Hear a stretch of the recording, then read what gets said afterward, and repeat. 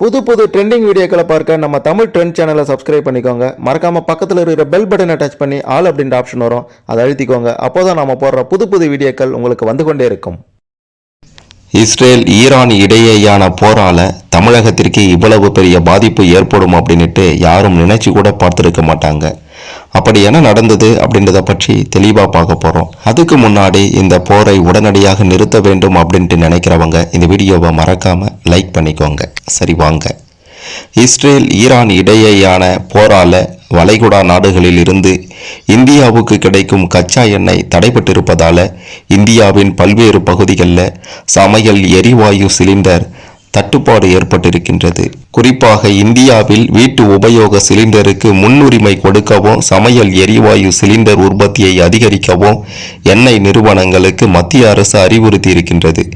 சென்னையில் LPG cylinder தட்டுப்பாடு காரணமாக ஆட்டோ டிரைவர்கள் பல மணி நேரம் காத்திருந்து ஆட்டோக்களை இயக்க முடியாமல் ஸ்தம்பித்து நிற்கிறாங்களாம்.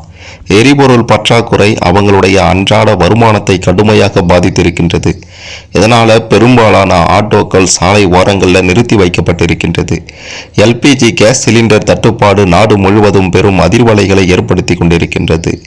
இந்த நிலையில கேஸ் சிலிண்டர் தட்டுப்பாட்டால சென்னையில் இருக்கக்கூடிய முன்னணி உணவகங்கள்ல பல்வேறு வகையான டிஃபன் மற்றும் அரிசி உணவுகள் வழங்கப்படாது அப்படின்ட்டு அதிரடியான ஒரு நடவடிக்கையை ஹோட்டல் நிர்வாகம் எடுத்திருக்காங்க. அது தொடர்பான அறிவிப்பையும் வெளியிட்டு இருக்காங்க.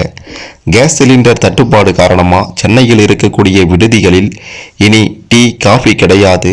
சப்பாத்தி மற்றும் தோசை வழங்குவதும் தற்காலிகமாக நிறுத்தி வைக்கப்பட்டிருக்கின்றது. கலவை சாதங்கள் வழங்கப்படும். வாரத்தில் இருமுறை அப்பளம் அல்லது முட்டை வழங்கப்படும் அப்படின்ற மாதிரி விடுதி உரிமையாளர்கள் சங்கத்தினரும் அதிரடி நடவடிக்கை எடுத்திருக்காங்க. சென்னையில் எரிவாயு சிலிண்டர் தட்டுப்பாட்டால கடையை எப்போது வேண்டுமானாலும் மூடக்கூடிய நிலை இருப்பதாக ஹோட்டல் ஊழியர்கள் ஹோட்டல் உரிமையாளர்கள் வேதனை தெரிவித்திருக்காங்க. தற்போது இருக்கக்கூடிய சிலிண்டரை வைத்து கடையை நடத்துவதாகவோ நாளை கடை திறக்க முடியுமா முடியாதா அப்படின்னுட்டு தெரியலன்னு புலம்பிட்டு இருக்காங்க. வணிக சிலிண்டர் தட்டுப்பாட்டால சென்னையில் உள்ள பல்வேறு ஓட்டல்கள் மூடப்பட்டு வருவதோட சில ஓட்டல்களில் விறகை வைத்து உணவை சமைக்க ஏற்பாடு செய்து வருகின்றனர்.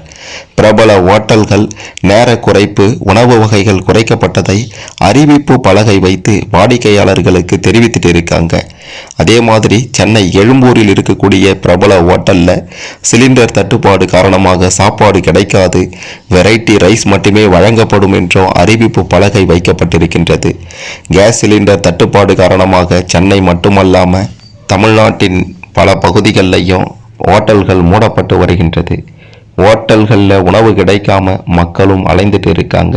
இஸ்ரேல் ஈரான் போரால தமிழகத்தில் மிக பெரும் பாதிப்பு ஏற்பட்டு இருக்கின்றது. சிலிண்டர் தட்டுப்பாடு, ஹோட்டல் மூடுவது அப்படின்ட்டு பல இடங்களில் பல பிரச்சனைகள் நடந்து கொண்டிருக்கின்றது. மிக முக்கியமாக போர் நிறுத்தப்படாவிட்டால் அடுத்தடுத்த தினங்களில் பெட்ரோல் விலை அதிக அளவு உயரும், மற்ற பொருட்களின் விலையும் வரலாறு காணாத அளவிற்கு உயரும் அப்படின்ற ஒரு அதிர்ச்சியான தகவலும் வெளியாகி இருக்கின்றது.